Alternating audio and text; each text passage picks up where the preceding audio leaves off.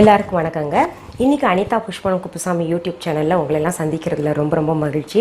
இன்றைக்கி பார்த்தீங்கன்னா உங்களுக்கு ஒரு சப்பாத்தி வெரைட்டி செஞ்சு காமிக்க போகிறேன். ஒரு 200-300 வெரைட்டி சப்பாத்திகள் நம்ம செய்யலாம். சரி, அப்படி இன்றைக்கி என்ன செய்ய போகிறேன்னு பார்த்தீங்கன்னா பாக்ரி ரோட்டி, அதாவது பாக்ரி சப்பாத்தின்னு சொல்லலாம், பாக்ரி ரோட்டின்னு சொல்லாங்க. அதற்கு தேவையான பொருட்கள் என்னென்னு பார்த்துடலாமா?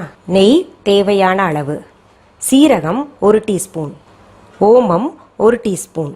இப்போது இந்த பொருள்களை எல்லாம் என்ன பண்ணுங்க, ஒரு பவுல், நீங்கள் சப்பாத்தி எதில் பிசைகிறீங்களோ மாவு அதில் போட்டுக்கோங்க.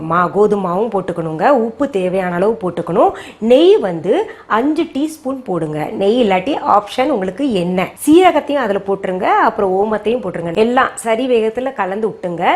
தேவையான அளவு தண்ணியை ஊற்றி நம்ம மாவு சப்பாத்தி மாவுக்கு எப்படி பிசைகிறோமோ அந்த மாதிரி பிசைஞ்சுக்கணும். அப்படி நீங்கள் பார்க்கணுன்னு நினச்சிங்கன்னா ஃபுல்கா ரொட்டியில் நான் பிசைஞ்சு காமி வச்சுருப்பேன், சாதாரண மாவு எப்படி பிசையணும்னு சொல்லி சப்பாத்திக்கு. அதில் நீங்கள் போய் பார்த்துக்கலாங்க. நான் அந்த மாதிரி பிசைஞ்சு வச்சுட்டேன் ஏற்கனவே. பிசைஞ்சு நீங்கள் என்ன பண்ணணுன்னா ஒரு 10 நிமிஷம் இல்லாட்டி 15 நிமிஷம் ஊற போட்டுருங்க. அப்போ தான் இன்னும் சாஃப்டாக கிடைக்கும் இந்த சப்பாத்தி. அப்படி ஊற வச்சது தான் பாருங்கள், எப்படி பிசைஞ்சு வச்சுருக்கீங்க மாவு. நம்ம இந்த விரல் விட்டால் இப்படி பதியணும், அந்த மாதிரி. இப்போ நான் என்ன பண்ண போகிறேங்க, இதை எடுத்து உருண்டைகளாக்க போகிறேன்.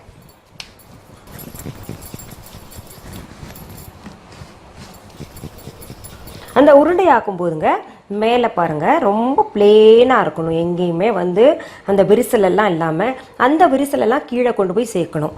அதுதான் இதில் சப்பாத்தி உருண்டை பிடிக்கிறதுல ரொம்ப டெக்னிக்ஸ் எல்லாம் இருக்குங்க. அதனால தான் சப்பாத்தி பார்த்திங்கன்னா சாஃப்டாக வர்றது, அப்புறம் உடையாமல் வர்றது, விரிசல் இல்லாமல் ஸ்பிளிட்டன்ஸ் இல்லாமல் இருக்கிறதுக்கெல்லாம் அது சில சின்ன விஷயங்கள் எல்லாம் காரணமாக இருக்குது. இப்போ இதை என்ன பண்ணுங்க, நம்ம உருட்டலாம். சப்பாத்தி எப்படி உருட்டுறோமோ அந்த மாதிரி உருட்டலாங்க. சப்பாத்தி உருட்டுறதுக்கு முன்னாடி நம்ம என்ன பண்ணலாங்க, சப்பாத்தி சுடுற தவாவை எடுத்து அடுப்பில் வச்சுக்கலாம். இந்த உருண்டைகளை பார்த்தீங்கன்னா நீங்கள் ஒன்றா கோதுமை மாவில் தொட்டு உருட்டலாம். அப்படி இல்லைன்னா பார்த்தீங்கன்னா இந்த நெய்யை தொட்டு இல்லை எண்ணெயை தொட்டு உருட்டிக்கலாங்க. நான் நெய்யை தொட்டு உருட்ட போகிறேன்.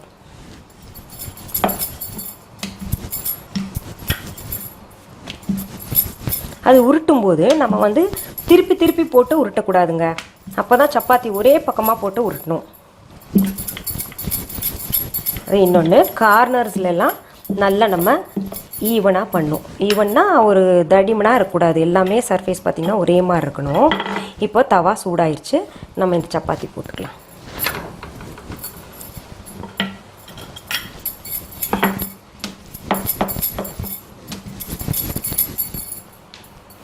இப்போது நெய்யோ எண்ணெயோ தொட்டு உருட்ட வரலன்னா இதை கோதுமை மாவை தொட்டு உருட்டிக்கோங்க. ஏன்னா இது கொஞ்சம் கஷ்டமாக தான் இருக்கும், ப்ராக்டிஸ் இருக்கணும் அதில். இன்னொன்று, பல தடவை உங்களுக்கெல்லாம் சொல்லியிருக்கேங்க, சப்பாத்தி சுடும்போது மெல்லிதாக தீ வைக்காதீங்க. நல்லா கொஞ்சம் முடிஞ்ச அளவு நல்லா ஃப்ளேம் வச்சுக்கோங்க. இதில் ஆல்ரெடி உள்ள எண்ணெயோ நெய்யோ நீங்கள் போட்டிருப்பீங்க. இருந்தால் கூட என்ன தெரியுமா, கொஞ்சம் சாஸ்திரத்துக்காக போடணும்ல, அதனால் பாருங்கள் நான் கொஞ்சம் தடவுறேன். அது இல்லாமல் ரொட்டி மாதிரி சுட்டு கூட சாப்பிட்றலாங்க. அவ்வளோதான், ஆயிடுச்சு பாருங்கள்.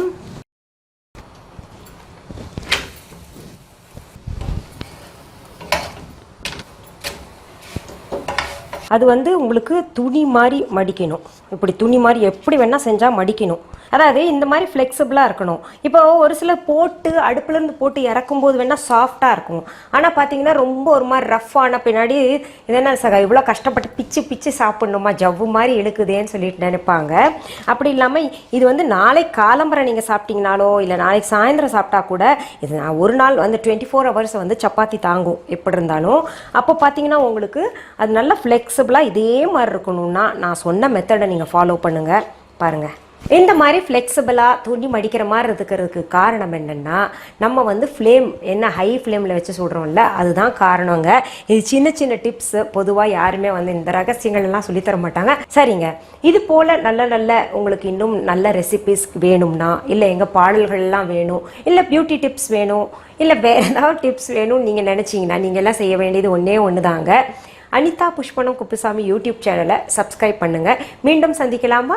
நன்றி, வணக்கம். அன்பான வாடிக்கையாளர்களே, உங்கள் விஹா ஸ்டோரில் பூஜை பொருட்கள், சிலைகள், ராசிக்கற்கள், வாஸ்து பொருட்கள், விதைகள், பாரம்பரிய அரிசி வகைகள், சிறுதானியங்கள், ஆர்கானிக் பொருட்கள், மூலிகை எண்ணெய், மளிகை பொருட்கள், மரச்செக்கு எண்ணெய், மரப்பொருட்கள், வெள்ளி ஆபரணங்கள், கிஃப்ட் ஆர்டிகல்ஸ், காட்டன் மற்றும் பட்டு புடவைகள், காட்டன் சுடிதார்கள், பட்டு பாவாடை, குழந்தைகளுக்கான விளையாட்டு பொருட்கள், ஹை குவாலிட்டி இமிடேஷன் நகைகள், வீட்டு உபயோக பொருட்கள், ஜூட் பேக்ஸ், ஹேண்ட்மேட் சோப்ஸ், அழகு சாதன பொருட்கள், சிறுதானிய பிஸ்கெட்டுகள், ஹோம் அப்ளையன்சஸ், இன்னும் பற்பல பொருட்கள் விற்பனைக்குள்ளது. விஹா ப்ராடக்ட்களை நீங்கள் வாங்க விரும்பினால் அது எங்களுடைய viha.online வெப்சைட் மற்றும் சென்னை ராஜா அண்ணாமலைபுரத்தில் உள்ள எங்கள் விஹா ஸ்டோரில் மட்டுமே கிடைக்கும் என்பதை தெரிவித்துக் கொள்கிறோம். வேறு எந்த ஆன்லைன் வெப்சைட்களிலும் விஹா ப்ராடக்ட்கள் விற்பனைக்கு கிடையாது என்பதை நீங்கள் கவனத்தில் கொள்ள வேண்டும். எங்கள் விஹா ஸ்டோரின் விலாசத்தை கண்டறிய கூகுள் மேப்ஸில் விஹா ஸ்டோர் என்று டைப் செய்தால் வழியை கண்டறியலாம். www.viha.online வெப்சைட்டிலும் விஹா ஸ்டோரின் அட்ரஸ் உள்ளது.